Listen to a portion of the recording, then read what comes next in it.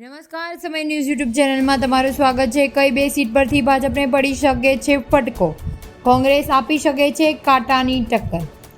ગુજરાતમાં બીજેપી ગત બે લોકસભાની ચૂંટણીમાં પોતાનો જ રેકોર્ડ તોડતી દેખાય છે.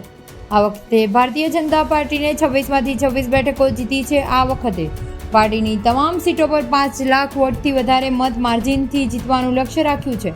ત્યારે તમને જણાવી દઈએ કે વડાપ્રધાન નરેન્દ્ર મોદીજી અને કેન્દ્રીય ગૃહમંત્રી અમિત શાહનું ગૃહ રાજ્ય ગુજરાત અને જે કે ગુજરાતની તમામ બેઠકો પર પોતાનું વર્ચસ્વ માટે નેતાઓને લઈને કાર્યકર્તાઓને એડીનું જોર લગાવ્યું છે. ત્યારે રાજકીય નિષ્ણાંતોના મતે પુરુષોત્તમ રૂપાલા વિવાદના કારણે ક્ષત્રિય સમાજે આ વિસ્તારમાં વિરોધ ઉગ્ર બન્યો છે.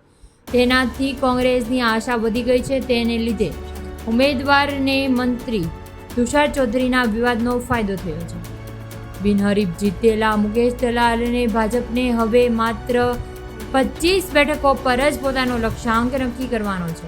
ગુજરાતમાં લક્ષ્યને આ બંને ટોચોના નેતાઓની પ્રતિષ્ઠાને ભાજપને આ 5 લાખથી વધુ વિજય માર્જિન વાંચશે મેદાનમાં ઉતર્યું છે. પરંતુ કેટલાક અગ્રણી નેતાઓ બેઠકો પર વિજય માર્જિનથી લક્ષ્યાંક 10 લાખ સુધી હોવાનું